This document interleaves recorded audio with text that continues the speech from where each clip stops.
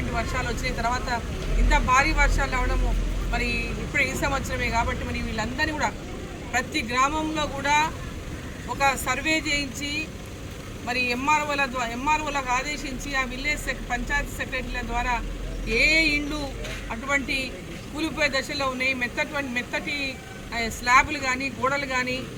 ఏదైతే క్వాలిటీ లేనటువంటి ఇళ్ళు కూలిపోయి మళ్ళీ ఇటువంటి పరిస్థితులు ఎక్కడ దాపురించకుండా అటువంటి ఇళ్ళలన్నింటినీ కూడా గుర్తించి అటువంటి పేదలకందరికీ కూడా ఎంబడే కొత్తగా మరి ఏదైతే మీరు గృహలక్ష్మి అనేటటువంటి పథకం చెప్పిండ్రో, ఇంటికి 5 లక్షలు ఇస్తామని చెప్పిండ్రో అటువంటి పేదలకందరికీ కూడా ఎంబడే ప్రయారిటీ బేసిస్ మీద శాంక్షన్లు ఇచ్చి వారికి ఇండ్ల నిర్మాణాలు చేపట్టాలి ఉమ్మడి మహబూబ్నగర్ జిల్లాలో మొత్తంగా అని చెప్పి సందర్భంగా విధంగా ఆ కుటుంబానికి అంతా కూడా ఈరోజు అంటే డిజాస్టర్ మేనేజ్మెంట్ కింద ఒక్కొక్కరికి 4 లక్షల రూపాయల చొప్పున ఏదైతే డిజాస్టర్ మేనేజ్మెంట్ కేంద్ర ప్రభుత్వం అందిస్తుందో దాంట్లో భాగంగానే ఈరోజు ఇంటిలో ఉన్నటువంటి ఇద్దరు కూడా తల్లి కూతుళ్ళకి ఇద్దరికి కూడా వాళ్ళ ఫ్యామిలీ అంతా కూడా కలిసి ఉన్నటువంటి కుటుంబం ఉమ్మడి కుటుంబం. సో వాళ్ళందరికీ కూడా మరి వెంబడే ఆ ఇళ్ళ వాళ్ళు కట్టుకున్నటువంటి ఆ పాత ఇళ్ళలన్నింటి కూడా తీసేసి కొత్త ఇళ్ళు కట్టుకోవడానికి ఇండ్లు ఇవ్వాలి. అదేవిధంగా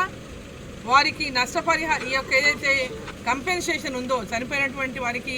కేంద్ర ప్రభుత్వం ద్వారా వచ్చే ఎన్డీఆర్ఎఫ్ అంటే ఈ యొక్క డిజాస్టర్ మేనేజ్మెంట్ నిధుల ద్వారా వచ్చేటటువంటి ఫండ్ కూడా ఇమ్మీడియట్గా కుటుంబానికి అందజేసే విధంగా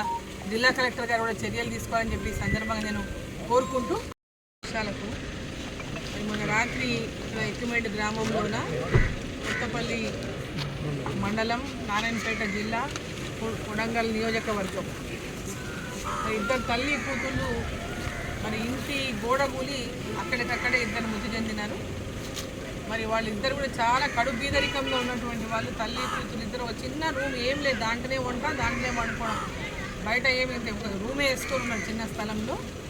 సో వాళ్ళ